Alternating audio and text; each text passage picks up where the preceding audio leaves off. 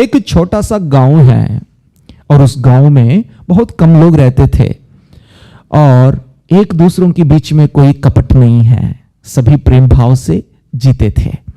और उस गांव के लिए पानी पीने की पानी की सुविधा के लिए एक कुआं भी बना रखा है और उस कुआं से जो भी पानी है सभी मिल बांट के पी लेते थे और अपने जीवन गुजारा कर रहे थे।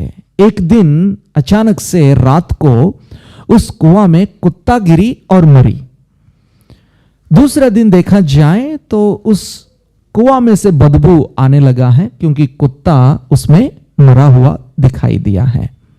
तो लोगों को कुछ समझ नहीं आया है कि इसे कैसे संभाले और इस पानी में से बदबू आ रही है और इस पानी में से ये पानी गंदा हो गया है तो इस पानी को हम पी नहीं पाएंगे, तो हम इसको कैसे फिर से शुद्ध कर सकते हैं। लोग अपने अपनी राय दे रहे थे, अपने अपने विचार बांट रहे थे और उनमें से एक व्यक्ति ने कहा कि हम लोग अपनी मर्जी से नहीं, चलो हम विधायक के पास चलते हैं और उनसे भी एक राय लेंगे, जैसे वो कहेंगे वैसे हम करके देख लेंगे। तो वो सभी मिलकर के विधायक के पास गए और विधायक जी ने उन्हें बताए हैं कि अभी कुआं को खाली करो, पूरी पानी निकाल दो, फेंक दो और बाद में फिर दोबारा उसमें से जल आ जाएगा। कुआं है तो फिर पानी निकालने से फिर दोबारा उसमें से जल आ जाती है, तो फिर उसमें से पानी निकाल के रख दो। तो सब ने गए और कुआं में से पानी निकाल दिए और निकालने के बाद देखा जाए फिर दोबारा पानी आ गया है और पानी आ गए, सब खुश हो गए और पानी निकाल के पीने की कोशिश किए तो फिर वही बदबू फिर दोबारा आ रही है। लोगों को समझ नहीं आया क्यों फिर से बदबू इस पानी में से आ रही है और लोग फिर दोबारा विधायक के पास गए और बोले कि भैया हमने जैसे आपने कहा वैसे हमने किए पर फिर भी इस पानी में से बदबू नहीं गई और जैसे कि वैसे ही है, हम इसको पी नहीं पा रहे हैं। तो विधायक जी ने बोले चलो 200, 100, 200 मटका पानी निकाल के फिर दोबारा फेंक देना और देख लेना। फिर दोबारा गए, देखें और वैसे ही पानी निकाल के वेस्ट किए, फेंक दिए, फिर भी उस पानी में से महक जो है, गंदी सी जो बदबू है वो जा नहीं रही है। और विधायक के पास फिर दोबारा खबर पहुंची और विधायक जी ने वह कुआं को देखने के लिए निकले और जाते जाते उन्होंने पूछा कि भैया तुम लोग पानी तो निकाल रहे हो, क्या मरा हुआ उस कुत्ता को निकाले हो? तो उन लोगों ने बोले भैया आपने तो बोले नहीं, आपने तो पानी के लिए बोला है तो फिर हमने पानी निकाल के रख दिए हैं, लेकिन कुत्ता वैसे की तैसे ही है। कहानी छोटी है, काल्पनिक कहानी तो होगी, परंतु इस कहानी में से एक बात हमें सीखना बहुत जरूरी है। हम चाहते हैं कि नई साल 2026 जो है हमारे लिए स्वच्छ और सुंदर और सेहत से भरी हुई, खुशी से भरा हुआ साल बने। जैसे हमने विचार किए हैं, भजन संहिता में से हमने पढ़े हैं कि इस साल हमारे लिए सालों की राजा बन के ताज पहनकर खड़े हो जाएं। परंतु देखिए, अगर मरा हुआ कुत्ता के समान हमारी जीवन में उस बदबू फेंकने वाली या उसी सड़ी हुई आदतें, वही विचार या वही उसी प्रकार की चाल चलन हमारे जीवन में है, किस प्रकार या किस तरह की भलाई को हम अपने नई साल में देख सकते हैं। और वही फटी फटी कपड़े, जैसे प्रभु की वचन में लिखा है कि पुराने कपड़े को नई कपड़ा लगा करके फिर उसे ठीक करने की कोशिश मत करना, क्योंकि पुरानी कपड़ा है, फटा हुआ है, उस पे नया कपड़ा लगा करके ठीक करने की कोशिश करोगे तो पूरी कपड़ा खराब हो जाएगी। तो उसी प्रकार हम अपनी पुरानी स्वभाव को, पुराने आदतों को, पुरानी चीजों को वैसे की तैसे ही रखकर नई नई रीति से एक रेजोल्यूशन लेकर के या हम एक विचार बना करके इस नया साल में सबसे ज्यादा सभी लोग यही करते हैं कि इस साल में मुझे ऐसा रहना है, मुझे आज से ये काम शुरू करनी है, आज से मैं इस तरह जीने की कोशिश करूंगा, सुबह इतने बजे जगूंगा, रात को इतने बजे सो जाऊंगा, मेरे खाने पे मैं इतना नियंत्रण लेके आऊंगा। बनाते तो हैं प्लान्स, लेकिन 31 जनवरी 31 तारीख आने से पहले ही अपने निर्णयों को भूल जाते हैं। और वैसे ही जैसे मरा हुआ कुत्ता पूरी कुआं की पानी को खराब कर देती है, वैसे ही हमारे जीवन में भी उस छोटी सी आदत, उस छोटी सी बोली या उस छोटी सी जो चाल चलन है, हमारी पूरी साल को खराब करने की खतरा छुपी हुई है। Hallelujah, hallelujah. इसी बातों को बाइबल इस प्रकार कहती है, सबोपदेशक की पुस्तक अध्याय नंबर 10 में, सबोपदेशक की पुस्तक 10वां अध्याय पहली आयत में इस प्रकार लिखी हुई है। देखिए, मरी हुई मक्खियों के कारण गंधी का तेल सड़ने और बसाने लगता है। हालेलुया। इससे अगर मैं अपनी नॉर्मल भाषा में बोलूं तो बात यह है, खुशबूदार तेल भी मरा हुआ मक्खियों के कारण पूरा बदबू फेंकती हैं। खुशबूदार या खुशबू फेंकने वाली तेल का मतलब है परफ्यूम। जैसे परफ्यूम है, इत्र है, और उसमें मरा हुआ मक्खी गिरी है, तो फिर मरा हुआ उस मक्खी के कारण खुशबू फेंकने वाली उस परफ्यूम बदबू फेंकती है, उसमें से बदबू आ जाती है।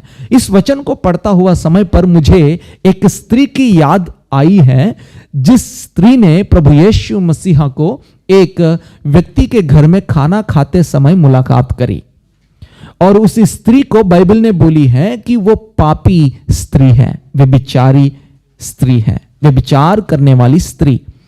और एक घर में प्रभु यीशु मसीहा जब खाना खाने के लिए बैठे हुए थे, पीछे से उस स्त्री आई। सभी ने उस स्त्री के तरफ देखे हैं और विचार किए हैं कि ये तो पापी है, ये तो व्यभिचार करने वाली स्त्री है। अगर ये सच में भविष्यवक्ता होते तो इन्हें पता होती है कि ये किस प्रकार की स्त्री है और जिन्हें ये चूने दे रहा है, क्योंकि ये स्त्री जो है पीछे से आकर के प्रभु यीशु मसीहा की पैरों को छूते हुए, चूमते हुए, अपनी आंसू बहाते हुए प्रभु यीशु मसीहा के पैरों को गीला कर रही है और अपनी बाल निकाल करके प्रभु यीशु मसीहा के चरणों को पोंछ रही है। और इतना ही नहीं, उन्होंने एक बड़ी जटामासी एक इत्र को लाई और उसे वही की वही तोड़ी और प्रभु यीशु मसीहा के सिर पर इसी इत्र को डाली है। और इस इत्र को डालने पर वहां पर लिखी हुई बात यह है, वहां के चेले, प्रभु के चेले वहां पर कहते हैं कि देखो तुम जो कर रहे हो ये क्या क्या क्या कर रहे हो आप, और इसी इत्र को आप 300 देनार में बेच सकते हो और कंगालों की आप परवरिश भी कर सकते हो। और वहां पर लिखी हुई बात को अगर हम ध्यान से देखेंगे तो 300 दिनार, उस समय में एक दिन की दिहाड़ी 1 दिनार है, एक दिन की दिहाड़ी 1 दिनार। लेकिन उन्होंने जो जटामासी की इत्र लाकर प्रभु की चरणों पर और सर पर डाल के उन्हें अभिषेकित करने लगी है, और उसकी कीमत है लगभग नहीं है, कम से कम 300 देनार है। इसका मतलब उनकी 1 साल भर की कमाई उन्होंने प्रभु के पास ला करके वैसे तोड़ दी है। और उस वचन को पढ़ने से ही मेरे नथनों में खुशबू आई है। मैं उस समय में मैं एक पॉजिटिव एनर्जी को मैंने फील कर पाया। देखिए, यूहन्ना रचित सुसमाचार अध्याय नंबर 12, यूहन्ना रचित सुसमाचार अध्याय नंबर 12 आयत नंबर 3 को जब हम पढ़ते हैं, वहां पर लिखी हुई बात यह है, तब मरियम ने जटामासी का आधा सेर बहुमूल्य इत्र लेकर यीशु के पांवों पर डाला और अपने बालों से उसके पांवों को पोंछे, और इत्र की सुगंध से घर सुगंधित हो गई है। आमेन। इत्र की सुगंध से पूरी घर सुगंधित हो गई है। आमेन, हालेलुया। इत्र उसी एक बोतल में भरा हुआ है, उसको ढक्कन लगाया गया है, और उस इत्र को खोलने से उसकी खुशबू पूरी घर फैल सकती है। लेकिन इन्होंने उस इत्र को, उसी जो शीशा है जिसमें वो भरा हुआ है, उसको तोड़ दिया है ताकि उस इत्र से प्रभु की महिमा वो कर सके। और वो इत्र थोड़ी देर में एवापोरेट हो जाती है, भाप बन जाती है, दिखती नहीं है, परंतु उसकी खुशबू पूरी घर में फैला हुआ है। Hallelujah, hallelujah. उसी रीति से आपके जीवन में भी कई ऐसी अच्छी या निर्णय है या कुछ ऐसी आदतें हैं जो आपके जीवन को खुशबूदार बनाने वाले हैं, और उस खुशबूदार बनाने वाले आदतों को आप भूलकर पुराने स्वभाव से ही अगर आप आगे बढ़ने की कोशिश करोगे, जीवन में खुशबू वाली मजा नहीं आएगी, परंतु आप अपने जीवन को तोड़कर, उस बंधन को तोड़कर, कई बंधन होते हैं हमारे जीवन में, कई सारे बंधन। एक बंधन यह है, देखिए, सुबह सुबह जगने के लिए हम विचार करते हैं। सुबह सुबह हर रात को हम सोचते हैं कि कल सुबह मैं 6 बजे जग जाऊंगा, लेकिन 6 बजते ही अलार्म बजेगी और उस अलार्म को क्या करते हैं, उसकी गला दबा देते हैं, फिर बिस्तर में घुस जाते हैं। और ये एक बंधन है, क्योंकि ये जो सोने की आत्मा है या नींद की आत्मा है, इसको बाइबल कहती है आलसी आत्मा। जो आलस है, नीति वचन की पुस्तक साफ साफ इस वचन के बारे में कहती है, जो आलस है वो छितड़े पहनने का खतरा है उनके जीवन में। वो छितड़े पहनेंगे, यानी कि फटी फटी कपड़े वो पहन लेंगे। क्यों? नया कपड़ा खरीदने की कोई पैसा उनके पास होगा ही नहीं। क्यों नहीं होगा? वो आलस है, काम में नहीं जाता है, काम पे जाता ही नहीं। तो ऐसी एक व्यक्ति नया कपड़ा कहां से खरीद लेगा? इसलिए वो छितड़े उन्हें पहनना पड़ेगा। और एक और वचन में लिखा हुआ है, आलस खाना में हाथ तो डालेगा, हाथ खाना में डालेगा, लेकिन इसे अपने मुंह तक लेके नहीं जाएगा।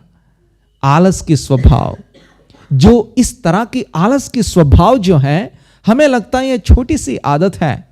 काम में जाना है 9 बजे, 15 मिनट पहले जगेंगे या आधा घंटा पहले जगेंगे, 2-3 मिनट के अंदर फटाफट फटाफट नहा धो के या मुंह धो के फिर चल निकलेंगे। 15 मिनट पहले घर से निकलेंगे, धड़ाधड़ ट्रैफिक में होते हुए 9:05 5 मिनट लेट से काम पे पहुंच जाते हैं। तो इस तरह हम अपने जीवन में इस आलस की स्वभाव जो है, हमें लगता है ठंड है, थोड़ा चलो हो जाएगा, चलेगा, कोई बात नहीं, 5 मिनट लेट। नहीं नहीं नहीं नहीं नहीं, ये छोटी सी आदत ही मरा हुआ मक्खी के समान पूरी तेल को, ये जो तेल है ये गंध की तेल है, यानी कि ये खुशबू फेंकने वाली तेल है, और इसे लगाने से एक प्रकार की इत्र है ये। इस इत्र गंदगी को दूर करके, बदबू को दूर करके खुशबू फैलाने वाली गंधरस है, या वो इत्र जैसी तेल है, परंतु उसी में एक छोटा सा मरा हुआ मक्खी है, तो वो खुद ही खुशबूदार की जो स्वभाव है उसे खो जाएगा और बदबू फेंकना शुरू करेगा। वैसे ही देखिए, इस स्त्री ने अपनी जीवन प्रभु के पास लाई, अपने जीवन को दर्शाने वाला इत्र से भरा हुआ उस छोटी सी कुप्पी को थोड़ी प्रभु के सामने, और उसमें से भरा हुआ अच्छाई की जो खुशबू है पूरे घर को खुशबूदार बना दिया है। हालेलुया। पूरी साल 2026 जो पूरी साल है, आपके जीवन में खुशबू से भरा हुआ साल अगर बनना है, तो आप अपने जीवन में खुद अपनी आदतों को बदलने की कोशिश करें। पहले change must be started from your own. आपसे ही बदलावट शुरुआत होनी चाहिए। खास करके इंसान, हम जो हैं, हम ये विचार करते हैं कि मेरे सामने वाले बदले, पहले मेरे बगल वाले बदले। नहीं, बगल वाले सामने वाले से उम्मीद मत रखिए, but you be the change. आप खुद ही एक बदलावट बन के आप शुरू करो आपके जीवन में। जैसे 1 तारीख से आप शुरू करते हो, दिसंबर 31 तारीख आने से पहले पीछे मुड़कर देखोगे तो आपका पूरी साल खुशबू फेंकने वाली घर के समान बन जाएगा। आमीन, हालेलुया, हालेलुया। इस प्रकार बनने के लिए प्रभु यीशु मसीहा को आप अपने जीवन में एक मौका देना जरूरी है। आपको अपनी जीवन खुशबू से भरा हुआ जीवन बनाने के लिए यीशु मसीहा को एक मौका आपको देना जरूरी है। यीशु मसीहा को मौका देने की मतलब क्या है? आप अपने जीवन में चेंज देखना चाहते हैं या फलदायक विजेता बनना चाहते हो तो यीशु के लिए एक मौका आपको देना जरूरी है। यीशु को मौका देने की मतलब क्या है?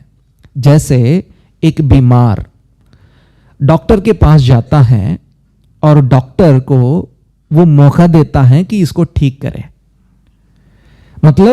मतलब यह है डॉक्टर जो कहेंगे ये फॉलो करेगा। अगर उन्होंने बोला मीट मच्छी आज से बंद, ये खाएगा नहीं, और भिंडी बैगन की बात कहते हैं वो खाएगा जरूर, और कुछ दवाइयां लिखेंगे और इसको सुबह खाना है, शाम को, दोपहर को, वैसे ही खाएगा। और कुछ दिन के बाद अगर डॉक्टर बोलेंगे कि भैया आपकी ऑपरेशन होगा तो ये लेट जाएगा और डॉक्टर आके इसको काटेगा। मतलब ये व्यक्ति जो है, जो बीमार है, ये डॉक्टर को मौका दे रहे हैं कि इसको ठीक करें। मौका देने का मतलब है जैसे डॉक्टर कहेंगे वैसे हमें करना है, तब बीमार चंगे हो जाते हैं। उसी प्रकार यीशु मसीहा को मौका देने का मतलब यह है यीशु मसीहा जो कहते हैं उसे करना है। Hallelujah, hallelujah. यीशु मसीहा जो कहते हैं, जिस तरह चलने के लिए बोलेंगे, उस वचन के अनुसार चलना ही यीशु मसीहा को मौका देने का बराबर है। जो कोई यीशु मसीहा को मौका देते हैं, उस वचन के अनुसार चलते हैं, वो कभी धक्का नहीं खाएंगे, अपने जीवन में पराजित नहीं होएंगे, परंतु वो विजेता बनकर खड़े हो जाएंगे। Hallelujah, hallelujah. जो यीशु मसीहा की वचन के अनुसार चलते हैं, उनके शत्रु भी उनके मित्र बन जाते हैं, क्योंकि प्रभु ने ऐसी शिक्षा हमें दिया है।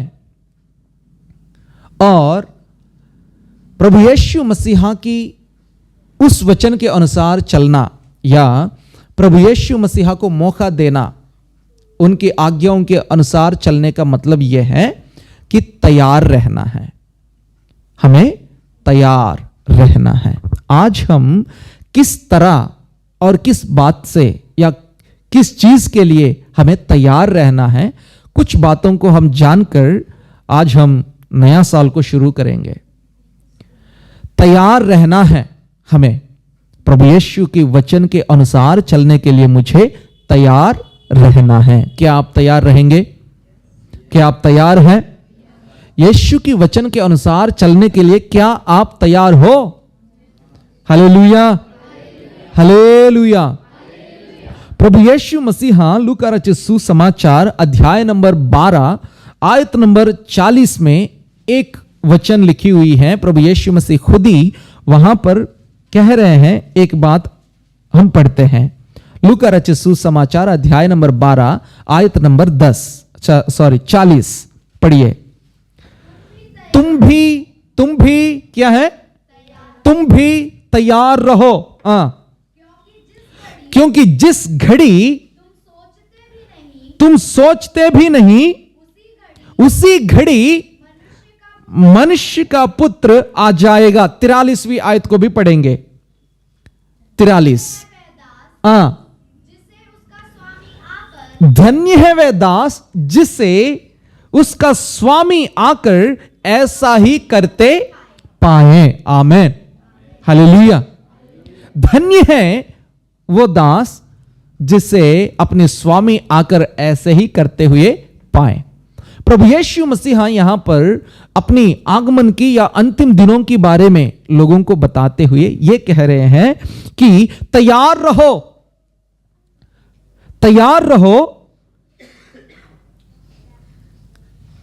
तैयार रहो, क्योंकि जिस घड़ी तुम सोचते भी नहीं, उसी घड़ी मनुष्य का पुत्र आ जाएगा। हालेलुया। हमें तैयार रहना है इस साल के अंदर, 2026 के अंदर हमें तैयार रहना है। जिस काम प्रभु ने हमें दिया है उस काम को पूरी तरह निभाने के लिए हमें तैयार रहना होगा। हालेलुया।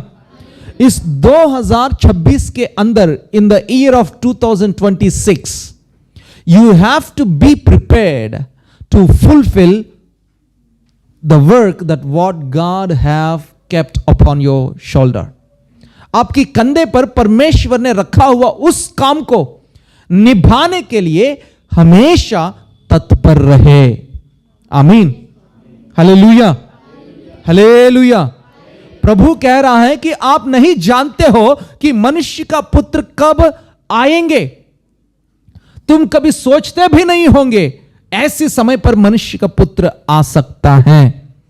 और प्रभु कह रहे हैं, जैसे एक स्वामी अपने दासों को कुछ काम देकर के चला गया और उस दास धन्य है जो अपने स्वामी वापस आते हुए उस समय पर भी उस काम को निभाते रहा हो या उस काम को कर ही रहे हो। हालेलुया। इसका मतलब एक छोटी सी बात मैं आपको बताकर आगे बढ़ना चाहता हूं कि हम सबको परमेश्वर ने अपनी देह बनाए हैं। कलीसिया का मतलब है परमेश्वर का देह। हम सभी इस देह का अंग हैं, अलग अलग अंग हैं। और जैसे एक देह में अलग अलग अंग होंगे और हर एक अंग अपना अपना काम निभाते हैं, अपना अपना काम निभाते हैं। अगर कोई भी अंग अपना काम नहीं निभाते हैं तो शरीर बीमार पड़ जाएगा। कोई भी अंग अपना काम करना बंद कर देगा। अगर धड़कन जो दिल है अगर बोलती हैं कि भैया जब से बंदा ये जन्म पाया है या जब से ये बंदा अपनी मां की गर्भ में सूरत पाए हैं तब से मैं काम कर ही रही हूं तो मैं थोड़ा रेस्ट लूंगा। अगर दिल ने ऐसा बोली तो क्या होगा? रेस्ट ही होगा। Hallelujah, hallelujah. और दिल ही नहीं, दिल के साथ जुड़ा हुआ हर एक नस, छोटी छोटी नस भी हमारे शरीर में पूरी शरीर को अच्छा चंगा भला खड़ा होने में सहायता करते हैं। और इसलिए जैसे प्रभु की देह है ये, और इस देह में हर एक व्यक्ति के जीवन में परमेश्वर ने एक एक काम सौंपा है। कोई भी कम नहीं, छोटे से छोटे लेकर के बड़े से बड़ों तक हर एक व्यक्ति के ऊपर परमेश्वर ने एक जिम्मेदारी ठहराया है। आप कह सकते होंगे कि मेरा तो कुछ है ही नहीं, मैं कुछ करता नहीं हूं, मैं परमेश्वर की सेवा कैसे करूंगा, मैं तो अनपढ़ हूं, मुझे पढ़ना भी नहीं आता है, मैं सही से गाना भी नहीं गाता हूं। एक भाई हैं जो चर्च में आते थे और सही से गाना नहीं गा पाते थे और वो अनपढ़ भी थे, वचन भी नहीं पढ़ पाते थे, प्रार्थना भी सही से ठीक से नहीं कर पाते थे, परंतु उनके अंदर एक जुनून थी कि मैं परमेश्वर के लिए कुछ उपयोगदायक वस्तु बनूं, परमेश्वर के लिए मैं भी कुछ सेवा करूं। प्रभु ने मुझे एक जन्म दिया है या मुझे इस धरती पर भेजा है तो कुछ तो वजह होगा, उस वजह को मुझे पूरा करना है। उस वजह क्या है मेरे जीवन में?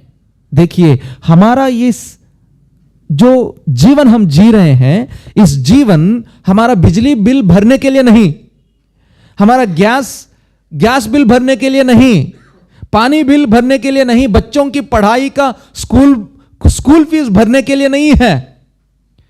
वो सारी चीजों के लिए, वो सारी चीजें जिम्मेदारियां हैं और उसे निभाना भी चाहिए। बच्चों के लिए अच्छा भविष्य बनाने के लिए या घर को सारी सुविधाएं देने के लिए हमें काम करना जरूरी है, लेकिन असली परमेश्वर का विचार, असली वजह यह है कि हम उनके लिए कुछ उपयोगदायक बने, हम उनकी महिमा के लिए कारण ठहरे। हम उसकी महिमा के कारण हम कैसे ठहर पाएंगे? उसकी सेवा हम क्या कर पाएंगे? सुसमाचार सुनाना, बाहर जाने को मौका भी नहीं मिलती है। प्रार्थना करना मैं तो घर पे करता हूं लेकिन ढंग से नहीं कर पाता हूं। इस तरह कई रीति से हम विचार करते हैं और सोचते हैं मेरे लिए प्रभु ने कोई काम नहीं ठहराया, सिर्फ मुझे प्रभु के दरबार में जाना है, अटेंडेंस लगवाना है। नहीं, क्योंकि हर एक व्यक्ति के जीवन में प्रभु ने एक काम दिया है। उस काम को आपको इस साल में पहचानना होगा और उसी काम को निभाना जरूरी है। तैयार रहो उस काम को निभाने के लिए। तैयार रहो। प्रभु की देह में जो आप एक अंग है, आपका फंक्शनिंग क्या है, आपका काम क्या है, उसे पहचान कर उस काम को निभाने के लिए आप कोशिश करने के लिए तैयार रहो। एक भाई थे जो कलीसिया में आते थे, उनको कोई पढ़ना लिखना कुछ भी नहीं आता था, लेकिन वो हमेशा प्रार्थना करवाता था कि प्रभु जी, पास्टर जी आप हमारे लिए प्रार्थना कीजिए कि मैं भी परमेश्वर के लिए कुछ काम करने वाला बन सकूं, प्रभु की सेवा मैं भी करना चाहता हूं। और उन्होंने सोचा, कोशिश किया, कुछ काम करने के लिए नहीं हो पाया। चर्च में क्या करना है मुझे कोई समझ नहीं आ रहा है। और उन्होंने क्या किया, एक ऑटो खरीदा और ऑटो खरीद के पास्टर जी से प्रार्थना करवाए, पास्टर जी आप प्रार्थना कीजिए, प्रभु ने मुझे ऑटो दिए हैं और आज से मैं इस ऑटो चलाऊंगा और इसी से गुजारा हो जाए हमारे। तो वो प्रार्थना किए पास्टर जी ने। प्रार्थना करने के बाद उस व्यक्ति ने कलीसिया में जितने लोग हैं हर किसी को अपना नंबर दे दिया और बोले हैं कि देखिए संडे के दिन जैसे आप बस स्टैंड तक पहुंचते हैं, वहां से चर्च तक आने के लिए आप अलग अलग ऑटो यूज करते होंगे, लेकिन आप आज से मेरी ऑटो को यूज कर लीजिए। सुबह 9 बजे से लेके 10:30 बजे तक मेरा ऑटो उपलब्ध रहेगी, क्योंकि 10:30 बजे तक हमारी आराधना शुरू हो जाएगी। 10:30 बजे तक जितने भी लोग बस स्टैंड तक पहुंचते हैं उन्हें मैं मुफ्त में चर्च तक पहुंचाऊंगा, फिर वापस बस स्टैंड तक पहुंचाऊंगा। उन्होंने ये काम शुरू किया। हर संडे जो गाड़ी प्रभु ने उन्हें दिया है, उस गाड़ी को हफ्ता भर अपने जीवन की रोटी कमाने के लिए इस्तेमाल करते थे और इतवार के दिन प्रभु की सेवा में इस्तेमाल करने लगे। 3 साल खत्म होने से पहले ही उस एक गाड़ी, एक ऑटो जो है, उनके तरक्की को चेंज कर दिया है। तरक्की मैं नहीं बोलूंगा, उनके जीवन में प्रभु की आशीषों को बरसाई है और 3 साल के अंदर उन्होंने एक ट्रैवल्स खोल दिया है। एक ऑटो से शुरू किया हुआ उस व्यक्ति का जीवन ड्राइविंग करता है, इससे कुछ आता नहीं, सिर्फ ड्राइविंग ही कर सकता था। और उसी ड्राइविंग की जो कला है, उन्होंने प्रभु के लिए हफ्ता में 1.5 घंटा समय उन्होंने निकाल के प्रभु की सेवा किए और 3 साल के अंदर एक ट्रैवल्स खोल दिया। और खोलने के बाद वो कहता है कि आज से जहां जहां से कलीसिया के लोग आते हैं वहां वहां मेरी गाड़ी जाएगी। आराधना में आने वालों के लिए मुफ्त में, फ्री मैं लेके आऊंगा, फ्री में घर पहुंचाऊंगा। संडे मेरा ट्रैवल्स प्रभु के लिए काम करेगा। प्रभु की आशीषों को देखिए, उनकी ट्रैवल्स बढ़ने लगे हैं। Hallelujah, hallelujah. क्योंकि परमेश्वर के सम्मुख में बोया हुआ हर एक काम, हर एक सेकंड, हर एक मिनट, हर एक पल, प्रभु के लिए किया हुआ हर एक काम प्रभु देखता है, उसका फल आपके जीवन में जरूर देता है। आमीन, हालेलुया। इसलिए कोई भी व्यक्ति ऐसा नहीं है जो कोई काम करता नहीं हो। आपसे परमेश्वर की जरूरत है। परमेश्वर की देह में आप एक अंग हो। अगर उस अंग काम नहीं करता है, इसका मतलब यह है कि आपके शरीर में लकवा मार गया। लेकिन प्रभु हम सभी को जीवित ठहराया है। प्रभु की देह में हम सभी जीवित लोग हैं। तो परमेश्वर की शुक्रिया अदा करते हुए उसके काम में आगे बढ़ने वाला बनना चाहिए। Hallelujah, hallelujah.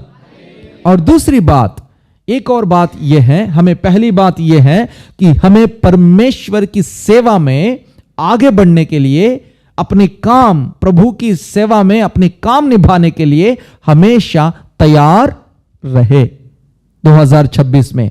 दूसरी बात देखिए, पहली पत्रस 3 अध्याय आयत नंबर 4 और 15। पहली पत्रस 3 अध्याय 14 एंड 15। यदि तुम धर्म के कारण दुख भी उठाओ तो धन्य हो, पर लोगों के कारण डराने से मत डरो, न घबराओ, पर मसीह को प्रभु जानकर अपने अपने मन में पवित्र समझो। जो कोई तुमसे तुम्हारी आशा की विषय में कुछ पूछे, उसे उत्तर देने के लिए सर्वदा तैयार रहो। आमेन, हालेलुया। तुम्हारी आशा की या तुम्हारी विश्वास पर कोई सवाल उठाए, उस सवाल के जवाब देने के लिए तुम्हें हमेशा तैयार रहना होगा। पहली बात, जो प्रभु ने हमारे हाथों में सौंपे हैं, उन बातों को या उन कामों को जारी रखने में हमें तैयार रहना होगा। उस काम को निभाने में हमें तैयार रहना होगा। प्रभु की काम में परमेश्वर आगमन होने तक उस काम को आगे बढ़ाने के लिए हमें तैयार रहना होगा। दूसरी बात, जैसे पहली पत्रस का पुस्तक अध्याय नंबर 3 आयत नंबर 14 और 15 में लिखा है, तो हमें यह समझ आता है, लोग हमें डराएंगे, लोग हमें घबराएंगे, लोग हमें तीतर बीतर करने के लिए कोशिश करेंगे। इस धरती पर अगर किसी एक जाति को या किसी मनुष्यों को लोग नफरत करते हैं, और वो है जूइश यानी कि यहूदी लोग हैं।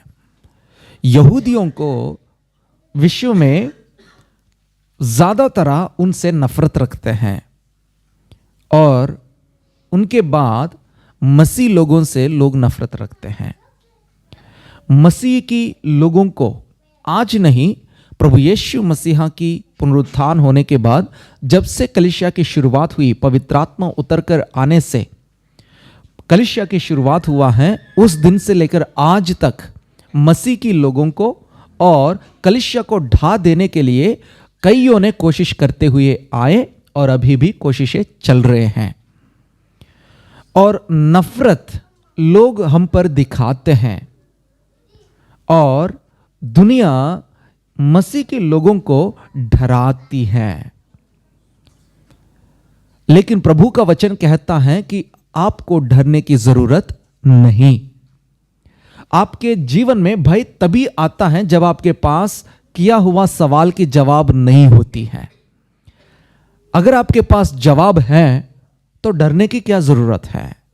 दुनिया में भ्रष्टाचार है, घूस लेने वाले बहुत लोग हैं, और लोगों के बीच में नफरत फैलाने वाले हैं, चोरी करने वाले हैं, चाकू चलाने वाले हैं, और व्यभिचार करने वाले हैं, लोगों को बदनाम करने वाले हैं, और बड़े बड़े घात करने वाले नेता बन रहे हैं, अधिकारी बन रहे हैं, और उन्हें कोई कुछ नहीं कहते हैं। परंतु जब एक व्यक्ति, कमजोर व्यक्ति, दुनिया में हार मान के, आशा को तोड़कर, जब यीशु मसीहा पर एक छोटी सी आशा रखकर, एक उम्मीद लेकर प्रभु की उपासना या उसकी आराधना करने के लिए बैठते हैं, उसे डराने के लिए दुनिया खड़ी हो जाती है।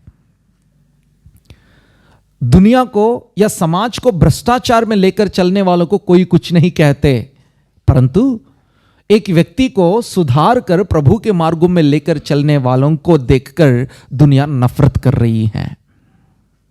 और कल के दिन जैसे हमारे घर में मैंने लाइटिंग लगा रखा हूं, हमारी गली में से, गली में ही रहने वाला व्यक्ति मुझे देखा नहीं था। वो जाते जाते कोई और पड़ोसी से कहने लगे, क्या बात है भाई, गली में लाइटिंग लगवा रखे हो। मतलब एक प्रकार की नफरत से भरी हुई बातें हैं। और ये बोलने लगे हैं कि ये क्या, ये प्रभु पर, यीशु पर विश्वास करने वाले ये क्रिश्चियन है, इनको यहां से हटाना पड़ेगा, निकालना पड़ेगा। इस तरह की विचार से वो बोलने लगे हैं। मतलब देखिए, लोगों को, प्रभु पर विश्वास करने वालों को देखते हुए ही लोग जलने लगे हैं और नफरत भरा हुआ है लोगों के अंदर। क्यों? पता नहीं, कोई पता नहीं है, कोई जानकारी नहीं है क्यों इतना नफरत करते हैं। सिर्फ एक ही कारण यह है, लोग प्रभु में विश्वास करने से अपने बुराई स्थिति में से अच्छाई में चलने लगते हैं। और जो बंदा कभी पढ़े लिखे भी नहीं है, प्रभु में आने पर अपने बच्चों को अच्छे मार्गों में लेकर चलने के लिए विचार रखते हैं। दुनिया कोई और अच्छे मार्गों में चलते हुए देखना नहीं चाहती है। और इसलिए प्रभु कहता है, इस दुनिया ने मुझसे नफरत रखी। जब इस दुनिया तुमसे नफरत रखती है तब घबराना नहीं, भय नहीं खाना, और इधर उधर ताकने की जरूरत नहीं है, हिलने की जरूरत नहीं है। अगर इन्होंने मुझसे नफरत की है तो तुमसे भी जरूर करेंगे। परंतु पतरस कहता है, और यही पतरस इन बातों को समाज में से वो अपने जीवन में अनुभव करते हुए लोगों को बता रहे हैं। जब जब लोग तुम्हें डराने के या घबराने के लिए खड़े होते हैं, घबराना नहीं, डरना नहीं, लेकिन खड़े हो जाओ। जो तुम्हारी विश्वास को लेकर, तुम्हारी आशा को लेकर जब भी कोई सवाल करता है, उस सवाल की जवाब देने के लायक तुम्हें बनो। जवाब देने की तैयारी तुम्हें करना चाहिए। हालेलुया।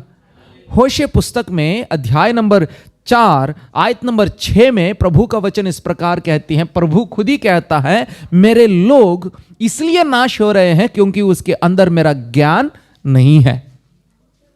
प्रभु का ज्ञान नहीं होने से लोग नाश हो रहे हैं। नाश होने का मतलब है कोई घबराने से या कोई डराने से डर जाते हैं। कारण, जिस बात पर तुमने विश्वास किया है, उस विश्वास को लेकर के तुम्हारे पास ज्ञान नहीं है, जानकारी नहीं है।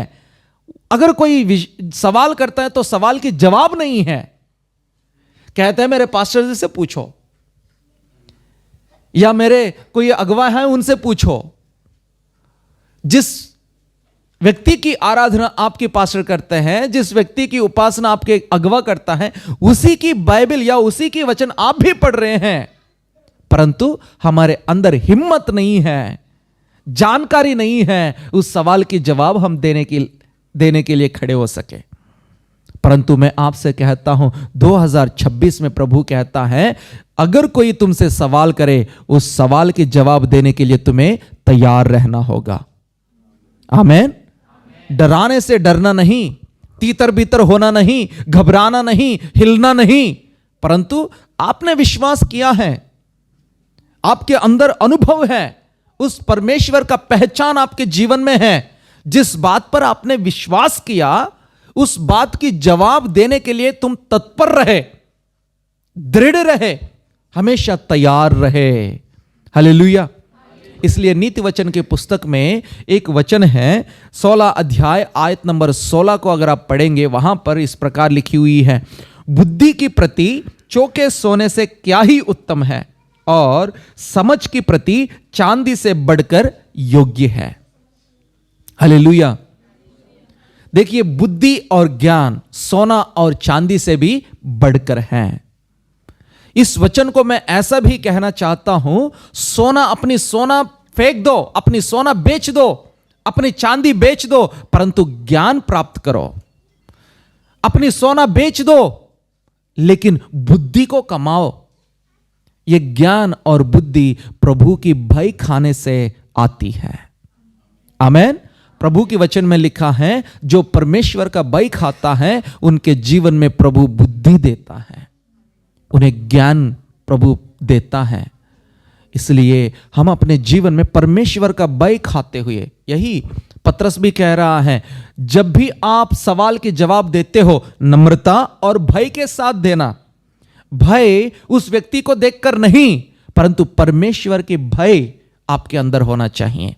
परमेश्वर की भय आपके अंदर होने से, नम्रता से आप आपसे सवाल पूछे हुए हर सवाल की, हर व्यक्ति को जवाब देने के लिए 2026 में तैयार रहो। आमीन। पहली बात, आपको तैयार रहना होगा प्रभु ने दिया हुआ काम को निभाने के लिए। दूसरी बात, आपसे कोई सवाल पूछता है, उस सवाल की जवाब देने के लिए तुम्हें तैयार रहना होगा।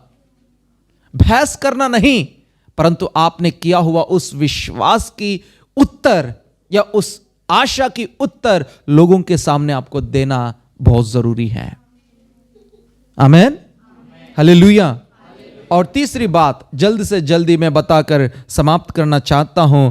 तीतुस की पुस्तक अध्याय नंबर 3 पहली आयत को अगर हम पढ़ते हैं, वहां पर पौलुस तीतुस से कहता है कि हर एक अच्छा काम के लिए तैयार रहे। हर एक अच्छा काम करने के लिए तुम्हें तैयार रहना होगा। यहां पर अच्छा काम का मतलब है चैरिटी। हमें चैरिटी करने के लिए भी तैयार रहना होगा। चैरिटी का मतलब क्या है? सेवा, समाज सेवा, अनाथों की और विधवाओं की, बुजुर्गों की परवरिश करने में हमें आगे रहना चाहिए। क्रिश्चियंस जो प्रभु पर विश्वास करने वाले हैं, वे चैरिटी करने में हर समय आगे रहते हैं। हमारे देश में कई जगहों में हॉस्पिटल्स हैं, कई जगहों में एजुकेशन सेंटर्स हैं। प्रभु के लोगों ने स्टार्ट किया हुआ चीजें हैं। हर मसीह की कलीसिया चैरिटी करने में हमेशा आगे रहना जरूरी है, क्योंकि हमने दिया हुआ हर एक पैसा की फल प्रभु हमें वापस जरूर देता है। हालेलुया। क्योंकि नीति वचन की पुस्तक में एक आयत है, उसे पढ़कर हम आगे बढ़ेंगे। 19वां अध्याय आयत नंबर 17 है। इस प्रकार लिखा है, जो कंगाल पर अनुग्रह करता है, ध्यान से देखिए, जो कंगाल पर अनुग्रह करता है वो यहोवा को उधार देता है। कितना अचंभा और गहरी बात है इस वचन। जो कंगालों पर दया दिखाता है या अनुग्रह करता है, और उस व्यक्ति यहोवा को उधार देता है। यहोवा को उधार देना, जिसने सारी भूमंडल को बनाया, आसमान को सृजा, समुद्र को बनाया और तुम्हें और मुझे बनाया है, उसी सृष्टिकर्ता को सब कुछ उनके ही हाथों में है। सब कुछ का मालिक है, वो सारी सृष्टि की मालिक है, पर फिर भी उनको उधार आप दे सकते हैं। हालेलुया। प्रभु आपसे उधार लेने के लिए तैयार हैं। जब आप कंगालों की परवरिश करते हो, उन पर दया दिखाते हो, इस ठंड में 1-2 चादर खरीद लो और कंगालों को बांट दो। कभी समय मिले थोड़ा खाना बनाओ और बना करके कंगालों को बांट दो। और इस तरह चैरिटी करने में आपको तैयार रहना होगा। हालेलुया। अपनी कमाई में अपने घर के लिए भरपूरी से इस्तेमाल करो। 1-2% चैरिटी के लिए भी निकाल के रखो। चैरिटी के लिए हर 100 रुपया में से 2 रुपया सेवा के लिए, समाज सेवा के लिए इस्तेमाल करने की कोशिश करो। और यह करना प्रभु के लिए उत्तम चीज ठहरती है, और ऐसा करना परमेश्वर को उधार देने की बराबर है। और उसी आयत को कंटिन्यूअसली पढ़ते हैं तो फिर इस प्रकार लिखा है, वो अपनी इस काम का प्रतिफल पाएगा। जो इस काम करता है, जो कंगालों पर अनुग्रह दिखाता है, उसका फल वो जरूर पाएगा। हालेलुया। आपके जीवन में इस 2025 के अंदर पहली बात, आपको तैयार रहना होगा परमेश्वर ने दिया हुआ उस काम को निभाने के लिए, उस काम में तत्पर रहने के लिए तैयार रहना होगा। दूसरी बात, आपने किया हुआ इस विश्वास को लेकर के अगर कोई भी आपसे सवाल करेंगे, उसकी जवाब देने के लिए तैयार रहना होगा। उसकी जवाब देने के लिए पहले आपको जानना होगा। इसका मतलब है इस साल में आप कोशिश करो, ज्यादा से ज्यादा प्रभु में आगे बढ़ने के लिए कोशिश करो और जानकारी को प्राप्त करो ताकि आप जवाब दे सको। तीसरी बात, आपको तैयार रहना होगा गरीबों पर, कंगालों पर अनुग्रह दिखाने के लिए, चैरिटी करने के लिए।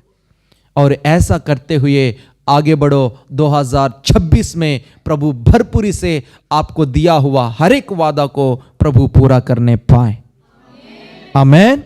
आइए हम प्रार्थना करेंगे। सभी अपने आंखों को बंद करें। इस समय में आपको मिली हुई उस वादा को लेकर के प्रभु से 1 मिनट के लिए प्रार्थना करो। प्रार्थना करो 1 मिनट के लिए। प्रभु जी, आपने इस वादा मुझे दिया है और इस वादा को